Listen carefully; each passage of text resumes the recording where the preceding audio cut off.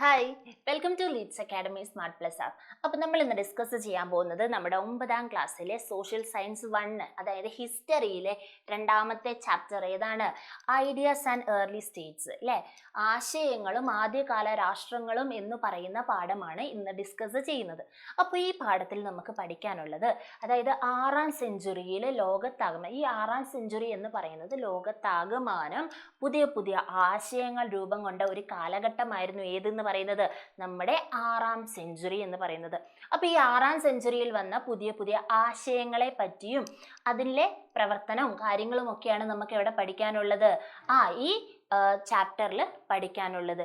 ഈ ആശയങ്ങൾ ഉത്ഭവിച്ചോടുകൂടി വന്നിരിക്കുന്ന അല്ലെങ്കിൽ രാഷ്ട്രങ്ങളിൽ വന്നിരിക്കുന്ന മാറ്റങ്ങൾ, പുതിയ രാഷ്ട്രങ്ങൾ ഉണ്ടായത്, കാര്യങ്ങളൊക്കെയാണ് നമുക്ക് ഈ ചാപ്റ്ററിൽ പഠിക്കാനുള്ളത്. അപ്പോൾ 6ാം സെഞ്ചുറി എന്ന് പറയുന്ന കാലഘട്ടം ലോകത്താകമാനം ഒരു മാറ്റം കൊണ്ടുവന്ന ഒരു കാലഘട്ടമാണ് ഏതെന്ന് പറയുന്നത്. 6ാം സെഞ്ചുറി പുതിയ പുതിയ ആശയങ്ങളൊക്കെ ഉത്ഭവിച്ച കാലമാണ് ഏതെന്ന് പറയുന്നത് നമ്മുടെ 6ാം സെഞ്ചുറി എന്ന് പറയുന്നത്. ഇത്തരത്തിൽ 6ാം സെഞ്ചുറിയിൽ ഇന്ത്യയിൽ ഉണ്ടായിരുന്ന തത്വചിന്തകരായിരുന്നു ആരൊക്കെ എന്ന് പറയുന്നത്? നമ്മുടെ വർദ്ധമാന മഹാവീരയും ഗൗതമ ബുദ്ധ എന്ന് പറയുന്നത് ഇന്ത്യയിൽ പുതിയ പുതിയ ആശയങ്ങൾ പ്രചരിപ്പിച്ച മെയിൻ പ്രൊപ്പഗേറ്റേഴ്സ് എന്ന് പറയുന്നത് ആരൊക്കെയാണ്? വർദ്ധമാന മഹാവീരയും ഗൗതമ ബുദ്ധയുമാണ്. ഇന്ത്യയിൽ മാത്രമാണോ? അല്ല. അതേപോലെ തന്നെ സരസ്തുഷ്ട്ര എന്ന ഫിലോസഫർ, തത്വചിന്തകൻ ഇറാനിലും, കൺഫ്യൂഷ്യസ് എന്ന് പറയുന്ന ആൾ ചൈനയിലും, ഹെറാലിക്ടസ് എന്ന് പറയുന്ന തത്വചിന്തകൻ ഗ്രീസിലും പുതിയ പുതിയ ആശയങ്ങൾ പ്രചരിപ്പിച്ച കാലഘട്ടമായിരുന്നു ഏത്? നമ്മുടെ 6ാം സെഞ്ചുറി എന്ന് പറയുന്നത്.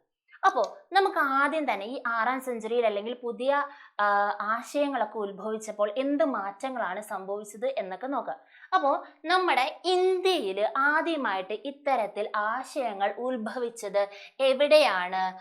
നമ്മുടെ സ്വന്തം ഗംഗാ ബേസിനിലാണ്. എവിടെ പുതിയ പുതിയ ആശയങ്ങൾ ഉത്ഭവിച്ചത്? എവിടെയാണ്? ഗംഗാ ബേസിനിലാണ്.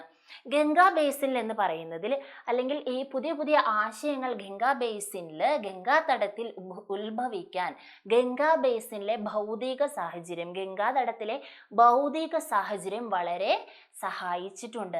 ഗംഗാതടത്തിലെ ഭൗതിക സാഹചര്യങ്ങളാണ് പുതിയ ആശയങ്ങൾ ഉത്ഭവിക്കാൻ സഹായിച്ചത്. അപ്പൊ എന്തൊക്കെയായിരിക്കും ഈ ഭൗതിക സാഹചര്യങ്ങൾ മെച്ചപ്പെടുത്താൻ വേണ്ടി ഹെൽപ്പ് ചെയ്ത കുറച്ച് കാര്യങ്ങൾ ഉണ്ടാവുമല്ലോ. ഒരു ഏരിയയിലെ ഭൗതിക സാഹചര്യങ്ങൾ മെച്ചപ്പെടുമ്പോൾ ആ ഏരിയയും മെച്ചപ്പെടും അല്ലേ? അതേപോലെ തന്നെ ഗംഗാതടത്തിലെ ഭൗതിക സാഹചര്യങ്ങൾ മെച്ചപ്പെടാൻ വേണ്ടി സ്വാധീനം ചെലുത്തിയ ചില ഘടകങ്ങളാണ് ഇവിടെ കൊടുത്തിരിക്കുന്നത്. ഏതൊക്കെയാണ് ആ ഘടകങ്ങൾ എന്ന് നോക്കാം. ഒന്ന്, wide spread use of iron tools, അതായത് എന്താണ്? ഇരുമ്പ് വസ്തുക്കളുടെ ഉപയോഗം. പിന്നെയോ ഇൻക്രീസ്ഡ് അഗ്രികൾച്ചറൽ പ്രൊഡക്ഷൻ, കാർഷിക ഉൽപാദനത്തിന്റെ വർധനവ്. അതേ, growth of trade and cities അല്ലേ? എന്താണ്? വ്യാപാരത്തിന്റെയും സിറ്റികളുടെയും ഒക്കെ വളർച്ച എന്ന് പറയുന്നതും ഈ ഗംഗാതടത്തിലെ മെറ്റീരിയൽ കണ്ടീഷൻ ഡെവലപ്പ് ചെയ്യാൻ സ്വാധീനിച്ച ഘടകങ്ങളാണ് അല്ലേ? മാൻ പവറിനെ റീപ്ലേസ് ചെയ്ത് അയൺ ടൂൾസ് വെച്ച് നമ്മൾ അയൺ ടൂൾസുകൾ ഉപയോഗപ്പെടുത്തി കൃഷിയാണെങ്കിലും ബാക്കി കാര്യങ്ങളൊക്കെ ചെയ്യാൻ തുടങ്ങിയപ്പോൾ എന്ത് സംഭവിച്ചു? അഗ്രികൾച്ചർ പ്രൊഡക്ഷൻ ഇൻക്രീസ് ആയി. അഗ്രികൾച്ചർ പ്രൊഡക്ഷൻ കൂടിക്കഴിഞ്ഞാൽ അത് എന്തിനും കൂടിയുള്ള സാധ്യത ഉയർത്തി? ട്രേഡ്, അതേപോലെ തന്നെ സിറ്റീസ് ഒക്കെ ഡെവലപ്പ് ചെയ്യാൻ വേണ്ടിയിട്ട് സഹായിച്ചു. ഈ 6ാം സെഞ്ചുറിയിൽ, അതായത് 6th സെഞ്ചുറിയിൽ ഗംഗാ ബേസിനിലെ ആൾക്കാർ ജീവിച്ചു പോന്നിരുന്ന രീതി എന്ന് പറഞ്ഞാൽ കൃഷിയെയും കാർഷിക വൃത്തിയിൽ ഏർപ്പെട്ടുകൊണ്ടിരുന്ന ജീവിത രീതിയായിരുന്നു. അഗ്രികൾച്ചറൽ ആൻഡ് കാറ്റൽ റെയറിംഗ് ആയിരുന്നു അവിടെയുള്ള ആൾക്കാരുടെ തൊഴിൽ, അല്ലെങ്കിൽ അതിനെ ബേസ് ചെയ്തിട്ടുള്ള ഒരു ജീവിതമായിരുന്നു എവിടെ ഉണ്ടായിരുന്നത്? ഗംഗാ ബേസിനിൽ ഉണ്ടായിരുന്നത്, ഗംഗാതടത്തിൽ ഉണ്ടായിരുന്നത്. കൃഷികളെയും കന്നുകാലികളെയും ആശ്രയിച്ചുള്ള ഈ സാമ്പത്തിക സാമൂഹിക വ്യവസ്ഥ എന്ന് പറയുന്നത് വേദകാലത്ത് അനുഷ്ഠിച്ചു പോന്നിരുന്ന ആചാരങ്ങൾക്കും യാഗങ്ങൾക്കും പൊരുത്തപ്പെടുന്നതായിരുന്നില്ല. അതായത് എന്താണ് അതിൻ്റെ അർത്ഥം? വേദകാലങ്ങളിൽ ആചാരങ്ങൾക്കും ബലികൾക്കും ഒക്കെ പ്രാധാന്യം കൊടുത്തുകൊണ്ടിരുന്ന വേദകാല ആചാരവുമായിട്ട് പൊരുത്തപ്പെടുന്ന രീതിയല്ലായിരുന്നു 6ാം സെഞ്ചുറിയിൽ ഗംഗാതടത്തിൽ ഉണ്ടായിരുന്ന ജീവിത രീതി എന്ന് പറയുന്നത്. ദെൻ ഈ വേദകാല ആചാരങ്ങൾ അല്ലെങ്കിൽ യാഗങ്ങൾ, ബലികൾ എന്നൊക്കെ പറയുന്നത് എന്താണ്? ആ മൃഗബലികളും ഒക്കെ റിച്വൽസ് അതിന്റെ ഭാഗമായിട്ടുണ്ടായിരുന്നു. മൃഗങ്ങളെ ബലി കൊടുക്കുക എന്നൊക്കെയായിരുന്നു വേദകാലങ്ങളിലെ ആചാരങ്ങളൊക്കെ. അപ്പൊ ഈ കൃഷിനെ ആശ്രയിച്ച് അല്ലെങ്കിൽ കന്നുകാലിനെ ആശ്രയിച്ച് ജീവിക്കുന്നവര് മൃഗങ്ങളെ ബലി കൊടുക്കാൻ സമ്മതിക്കുവോ? സമ്മതിക്കില്ല അല്ലെ? അപ്പോ അതിനെതിരെയായിരുന്നു ചിന്തിക്കുന്ന ഒരു രീതിയായിരുന്നു ഏതിലുണ്ടായിരുന്നത്? 6ാം സെഞ്ചുറിയിൽ ഉണ്ടായിരുന്നത്.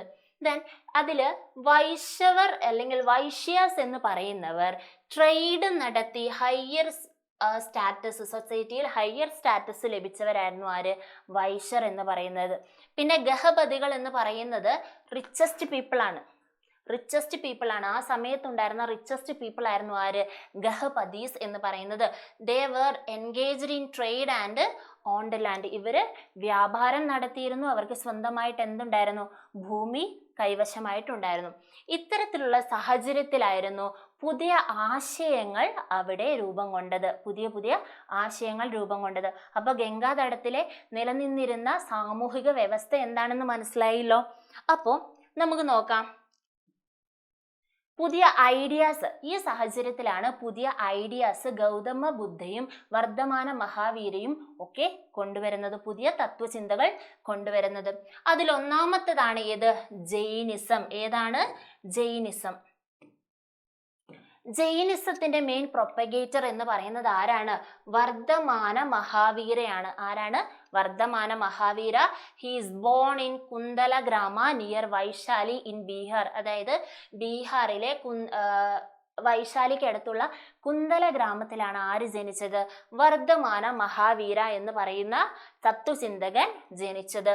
ദെൻ വർദ്ധമാന മഹാവീര എന്ന് പറയുന്ന ആള് 24ാമത്തെ തീർത്ഥാങ്കരനായിരുന്നു. ജൈന മതപ്രകാരം 24ാമത്തെ തീർത്ഥാങ്കരനാണ് ആര്? വർദ്ധമാന മഹാവീര. ഈ ജൈനിസത്തിലെ തീർത്ഥാങ്കരന്മാർ എന്ന് പറഞ്ഞു കഴിഞ്ഞാൽ the one who attained wisdom through asceticism, അതായത് സന്യാസത്തിലൂടെ ജ്ഞാനം ലഭിക്കുന്നവരെയാണ് എന്തെന്ന് പറയുന്നത്? തീർത്ഥാങ്കരാസ് എന്ന് പറയുന്നത്. 1 മാർക്കിന് ചോദിക്കാം കേട്ടോ.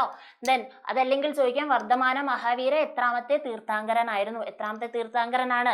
24ാമത്തെ തീർത്ഥാങ്കരനായിരുന്നു ആര്? വർദ്ധമാന മഹാവീര എന്ന് പറഞ്ഞാൽ. ദെൻ 1ാമത്തെ തീർത്ഥാങ്കരൻ ആരായിരുന്നു? 1ാമത്തെ തീർത്ഥാങ്കരനായിരുന്നു ഋഷഭദേവ. ആദ്യത്തെ തീർത്ഥാങ്കരനാണ് ജൈന മതപ്രകാരം ആദ്യത്തെ തീർത്ഥാങ്കരൻ ഋഷഭദേവ. ദെൻ 23ാമത്തെ തീർത്ഥാങ്കരനായിരുന്നു പരശ്വനാഥനായിരുന്നു 23ാമത്തെ. 24ാമത്തെ വർദ്ധമാന മഹാവീരയാണ് എന്ത്? 24ാമത്തെ തീർത്ഥാങ്കരൻ എന്നറിയപ്പെടുന്നത്. ദെൻ വർദ്ധമാന മഹാവീരനെ പറ്റി സെന്റൻസ് എളുപ്പമായിട്ട് പഠിക്കാൻ കൊടുത്തിട്ടുണ്ട്. Born in Vaishali and he is also known as എന്തെന്നും കൂടെ അറിയപ്പെടും? ജീന അല്ലെങ്കിൽ ജിന എന്ന് കൂടെ അറിയപ്പെടുന്നു. ആര്? Vardhamana Mahavira. Then attained nirvana at Pava. എവിടെ വെച്ചിട്ടാണ് നിർവാണ പ്രാപിച്ചത്? ഭാവിയിൽ വെച്ചിട്ടാണ് നിർവാണ പ്രാപിച്ചത്. നെക്സ്റ്റ് ജൈനിസത്തിന്റെ ഡോക്ട്രിൻ അല്ലെ, പ്രിൻസിപ്പിൾസ്. എന്തൊക്കെയാണ് ജൈനിസത്തിന്റെ principle doctrines? In this world everything has life. ഈ ലോകത്തിലെ എല്ലാത്തിനും എന്തുണ്ട്? ജീവനുണ്ട് എന്നതാണ് ജൈനിസത്തിന്റെ 1ാമത്തെ പ്രിൻസിപ്പൽ. 2ാമത്തതോ do not harm any living things അല്ലെ, ജീവനുള്ള ഒന്നിനെയും എന്ത് ചെയ്യരുത്? ഉപദ്രവിക്കരുത്. അടുത്തത് എന്താ? Birth and rebirth are determined on the basis of karma. ജനനവും പുനർജനനവും എന്തിനെ അടിസ്ഥാനപ്പെടുത്തിയിരിക്കുന്നു? കർമ്മത്തെ അല്ലെങ്കിൽ കർമ്മയെ അടിസ്ഥാനപ്പെടുത്തിയിരിക്കുന്നു. ഇതാണ് ഡോക്ട്രിൻ ഓഫ് ജൈനിസം എന്ന് പറയുന്നത്. ഡോക്ട്രിൻ ഓഫ് ജൈനിസം അല്ലെങ്കിൽ ജൈനിസത്തിന്റെ പ്രിൻസിപ്പിൾസ് എന്ന് പറയുന്നത് ഇതാണ്.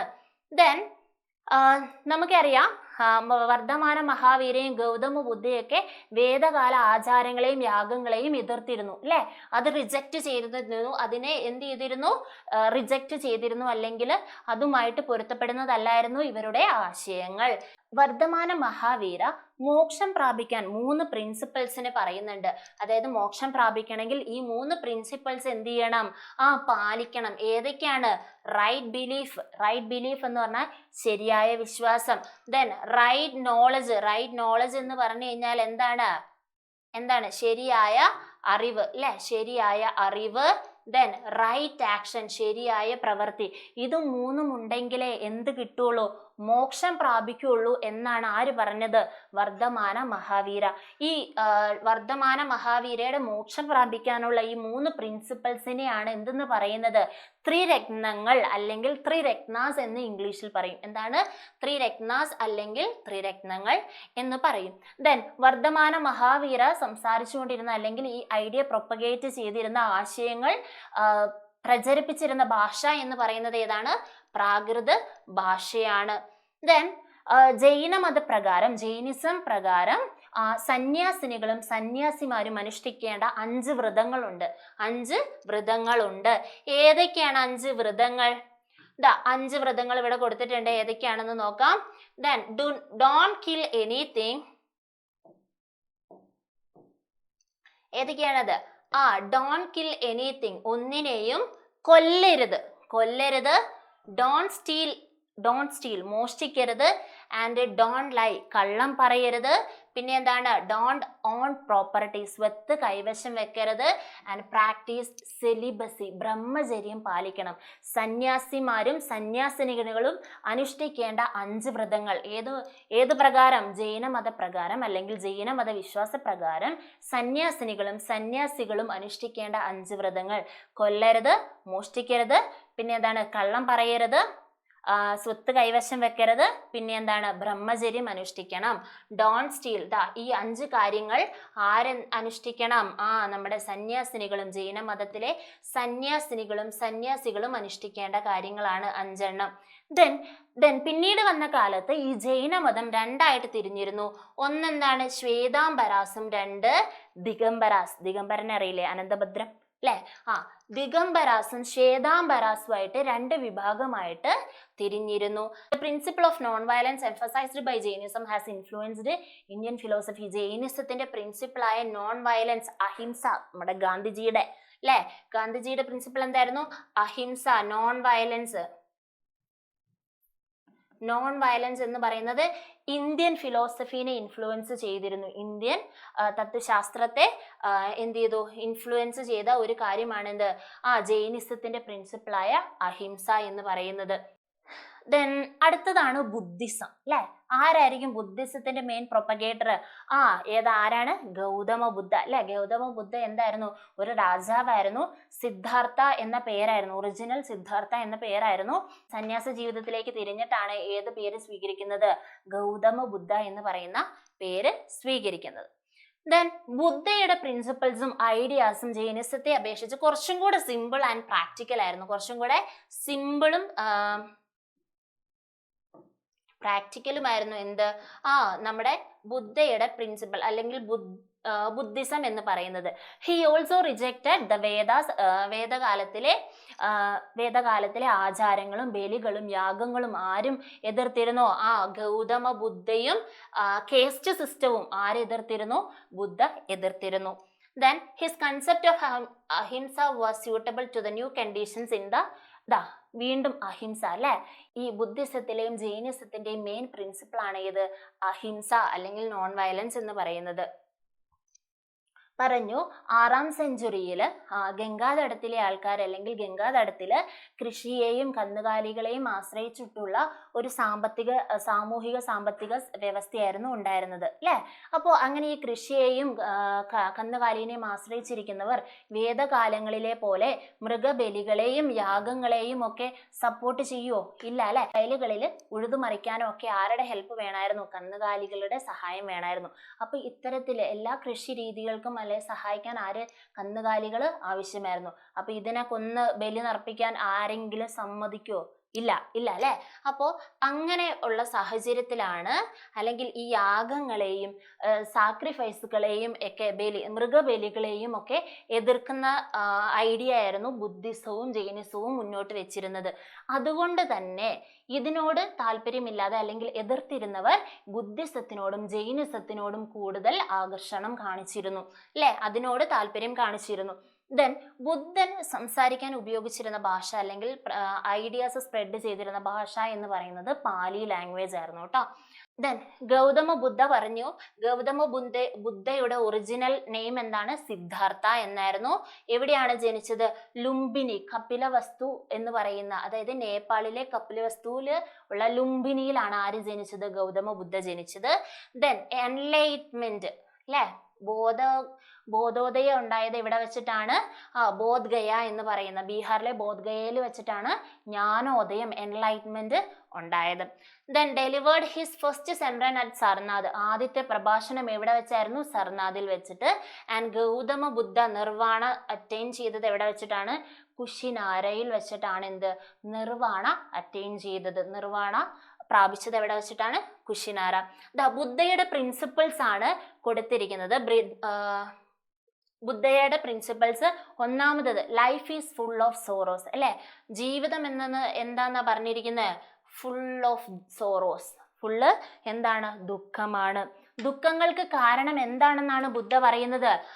ദുഃഖങ്ങൾക്ക് കാരണം desire is the cause of sorrow, ആശകളാണ് ദുഃഖങ്ങൾക്ക് കാരണം. ഇനി ഡിസയർ ഇല്ലാതായി കഴിഞ്ഞാൽ, ആശകൾ ഇല്ലാതായി കഴിഞ്ഞാൽ ദുഃഖങ്ങൾ, ജീവിതത്തിന്റെ ദുഃഖങ്ങളും മാറും. ദെൻ ഇങ്ങനെ നമുക്ക് ദുഃഖങ്ങൾ മാറി, അല്ലെങ്കിൽ ആശകളെ ഇല്ലാതാക്കണമെങ്കിൽ നമ്മൾ എന്ത് സ്വീകരിക്കണം, എന്ത് മാർഗം സ്വീകരിക്കണം എന്നാ? നമ്മൾ 8 fold path should be followed. അതായത് ഇത്തരത്തില് ആശകൾ ഇല്ലാതാകണമെങ്കിൽ നമ്മൾ അഷ്ടമാർഗം അനുഷ്ഠിക്കണം എന്നാണ് പറയുന്നത്. അഷ്ടമാർഗം, 8 fold പാത്ത് എന്ന് ഇംഗ്ലീഷിൽ പറയും. അഷ്ടമാർഗം സ്വീകരിക്കണം. ഓക്കെ, ഇതാണ് ആ അഷ്ടമാർഗം, 8 മാർഗങ്ങൾ, അതാണ് അഷ്ടമാർഗങ്ങൾ. സൈഡിൽ കൊടുത്തിട്ടുണ്ട് അഷ്ടമാർഗങ്ങൾ ഏതൊക്കെയാണെന്നുള്ളത്. ഈ അഷ്ടമാർഗത്തിനെ നമ്മൾ ഒന്നും കൂടെ പറയും എന്ത്? ദ മിഡിൽ പാത്ത് എന്ന് പറയും. മിഡിൽ പാത്ത് എന്ന് പറയും. അതായത് എന്താണ്? കഠിനമായി ഒരു വ്യക്തി സന്യാസം സ്വീകരിക്കുന്നതിനെയും ആര് വിലക്കുന്നുണ്ട്? ബുദ്ധൻ വിലക്കുന്നുണ്ട്. അതേസമയം ലളിതമായ ജീവിതം നയിക്കാനാണ് പറയുന്നത്. ലക്ഷൂറിയസ് ആയിട്ടുള്ള ആർഭാടമായിട്ടുള്ള ജീവിതം നയിക്കാനും ബുദ്ധ പറയുന്നില്ല. എന്താണ്? കഠിന സന്യാസവും പാടില്ല, ആർഭാട ജീവിതവും പാടില്ല, അതിനിടയിലുള്ള ജീവിതമായിരിക്കണം. അതുകൊണ്ട് അഷ്ടമാർഗങ്ങളെ എന്തെന്നും കൂടെ പറയുന്നു? മിഡിൽ പാത്ത് എന്ന് പറയുന്നു. അതായത് മധ്യമാർഗം എന്നുകൂടെ എന്തിനെ പറയുന്നുണ്ട്? അഷ്ടമാർഗങ്ങളെ പറയുന്നുണ്ട്. ഇനിയാണ് സ്തൂപാസ്. സ്തൂപാസ് എന്ന് പറയുന്നത്, stupas are the build on the site where physical remains of Buddha or objects used by Buddha were buried. അതായത് ബുദ്ധന്റെ ഭൗതിക അവശിഷ്ടങ്ങളോ ബുദ്ധൻ ഉപയോഗിച്ചുകൊണ്ടിരുന്ന വസ്തുക്കളോ അടക്കം ചെയ്ത സ്ഥലത്ത് നിർമ്മിക്കുന്നതാണ് എന്ത്? സ്തൂപങ്ങൾ എന്ന് പറയുന്നത്, സ്തൂപാസ് എന്ന് പറയുന്നത്. ഈ സ്തൂപയ്ക്ക് സെമി സർക്കുലർ ഷേപ്പ് ആയിരിക്കും ഉണ്ടാകുക. സെമി സർക്കുലർ ഷേപ്പ് ആയിരിക്കും ഉണ്ടാകുക. നിറച്ചും കൊത്തുപണികൾ ഉള്ളതാണ് ഇത് സ്തൂപങ്ങൾ എന്ന് പറയുന്നത്. പ്രധാനപ്പെട്ട 2 സ്തൂപങ്ങളാണ് ഇന്ത്യയിലുള്ളത്, സാഞ്ചി സ്തൂപയും സർനാഥ് സ്തൂപയും. ഇനി ബുദ്ധമതം പ്രചരിപ്പിക്കാനായി സന്യാസി സംഘങ്ങൾ ഉണ്ടായിരുന്നു. ഇതില് സന്യാസി സംഘങ്ങൾ എന്ന് പറഞ്ഞു കഴിഞ്ഞാൽ ആർക്ക് വേണമെങ്കിലും സന്യാസ സംഘങ്ങളിൽ പങ്കുചേരാം, അല്ലെങ്കിൽ ജോയിൻ ചെയ്യാം. സന്യാസിനികൾ അല്ലെങ്കിൽ ബുദ്ധമതം സ്വീകരിക്കാൻ കാസ്റ്റിന്റെയോ അല്ലെങ്കിൽ റിലീജിയസിന്റെയോ വർണ്ണ ലിംഗ ഒരു വ്യത്യാസവും ഇല്ല. ആർക്ക് വേണമെങ്കിലും എന്ത് ചെയ്യാം? ബുദ്ധമതം സ്വീകരിക്കായിരുന്നു. ഒരു വിവേചനം അവിടെ ഇല്ലായിരുന്നു. Caste regardless of caste and gender. Then വുമൻസിനെ, സംഘത്തിലെ സന്യാസിനികളെ ഭിക്ഷുണികൾ എന്നും സന്യാസികളെ ഭിക്ഷുക്കൾ എന്നുമായിരുന്നു അറിയപ്പെടുന്നത്.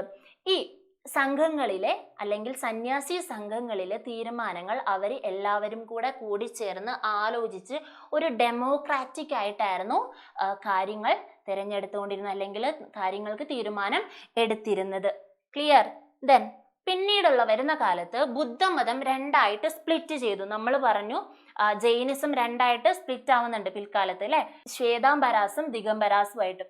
അതേപോലെ തന്നെ ബുദ്ധിസവും 2ആയിട്ട് സ്പ്ലിറ്റ് ആവുന്നുണ്ട്, മഹായാനയും ഹീനയാനയും. ഏതൊക്കെയാണ്? Mahayana and Hinayana. Then followers of Mahayana worshipped Buddha as God. മഹായാനക്കാര് ബുദ്ധനെ ദൈവമായി കണ്ട് വർഷിപ്പ് ചെയ്തിരുന്നു. ദെൻ ഇത്തരത്തിൽ സംഘങ്ങളുടെ പ്രവർത്തനം സമൂഹത്തിൽ ജനാധിപത്യ മൂല്യങ്ങളുടെയും ജനാധിപത്യ ബോധവും പ്രചരിപ്പിക്കാൻ അല്ലെങ്കിൽ വളർത്തുവാന് കൂടുതൽ സഹായിച്ചു. ആരുടെ പ്രയത്നം? സംഘങ്ങളുടെ പ്രവർത്തനം. സംഘങ്ങളുടെ പ്രവർത്തനം ജനാധിപത്യ ബോധവും ജനാധിപത്യ മൂല്യങ്ങളും സമൂഹത്തിൽ വളർത്താൻ സഹായിച്ചു. അപ്പൊ നമ്മൾ ഇന്ന് ഇത്രേ എടുക്കുന്നുള്ളൂ. നന്നായിട്ട് പഠിച്ച് ഒന്നും കൂടി ഒന്ന് വായിച്ചു നോക്കുക. ടോപ്പിക് ചെറുതായിട്ട് സിമ്പിൾ പോയിന്റ്സ് ആയിട്ട് എഴുതിയിട്ട് പഠിക്കാം കേട്ടോ.